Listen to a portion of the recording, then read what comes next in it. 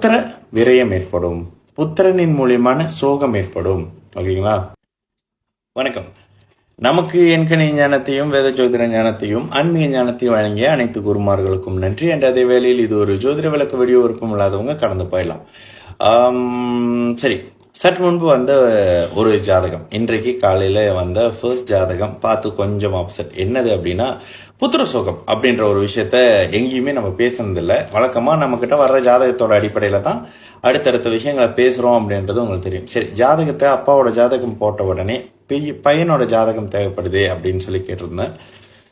அப்ப பையனோட ஜாதகமும் பார்த்த உடனே அந்த ஜாதகத்துல சில விஷயங்கள் சரியா இல்லையே, நெகட்டிவா இருக்கிற மாதிரி இருக்கே அப்படின்னு சொன்ன உடனே அப்ப அவங்க அப்பா சொல்லியிருந்தாரு, அவங்க அந்த தந்தை அந்த பர்சன் சொன்னாரு, ஆமா ஏற்கனவே நான் கேள்விப்பட்டிருக்கேன், சரி சொல்லியிருக்காங்க அப்படின்னு ஒரு அளவுக்கு இருந்தனால எனக்கு சமாளிக்கிற முடிகிற அளவுக்கு இருந்தது. சரி, புத்திர சோகம்னா என்னது? ஒரு குறிப்பிட்ட வயதுல ஒரு அப்பாவோ ஒரு அம்மாவுக்கோ ஒரு குறிப்பிட்ட வயது வரைக்கும் தன் குழந்தையை இழக்கக்கூடிய அமைப்பு அந்த ஜாதகத்துல இருக்கிறதே புத்திர சோகம்.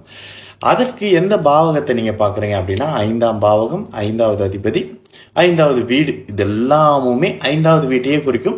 இறுதியாக புத்திரக்காரகன் குரு நம்ம ஜாதகத்துல எந்த அமைப்புல இருக்காரு இதையும் பாத்துக்கணும். சரி, எப்படிங்க அதெல்லாம் நடக்கும்? 5ஆம் பாவகம் நம்மளுடைய ஒரு மனிதருடைய ஜாதகத்துக்கு லக்னத்துக்கு 5வது பாவகம் எப்படி இருக்கிறது, அந்த 5ஆம் பாவகத்தின் அதிபதி எப்படி இருக்காரு, 5ஆம் பாவகத்துல சனி செவ்வாய் ராகு 3 பேரும் உட்கார்ந்துருக்காங்க, அந்த பாவகம் கெட்டு போயிடுச்சு. அதுக்கப்புறம் அந்த சனி செவ்வாய் ராகு இதுல யாரு லக்ன பகையாளியா இருந்து தசை நடத்த போறாங்க, 6வது அதிபதியோ 8வது அதிபதியோ விரைய அதிபதியோ இருந்து தசை நடத்துறாங்க அப்படின்ற பட்சத்துல புத்திர விரயம் ஏற்படும், புத்திரனின் மூலியமான சோகம் ஏற்படும். ஓகேங்களா?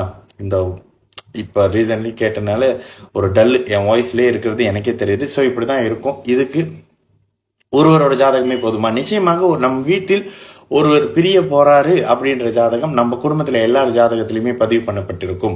அப்பாவுக்கு பிள்ளை இடங்கள்ல, அப்பாவுக்கு பிள்ளைக்கான பாவகத்திலையும், பிள்ளைக்கு தானே விரயமாகக்கூடிய அமைப்பும், அம்மாவுக்கு பிள்ளை விரய அமைப்பும், சகோதரர்களுக்கு சகோதர விரய அமைப்பும், இதனோடு சேர்ந்து கோச்சார ஜென்ம சனி அஷ்டம சனி அமைப்பும் வீட்டை சோகமாவே வச்சிருக்கணும். அடுத்து ஒரு 8 மாதத்துக்கு ஒரு மாதிரியா ஒரு மனதை வலிக்க வைக்கிற மாதிரி ஒரு சிச்சுவேஷன்ல இருக்கணும்.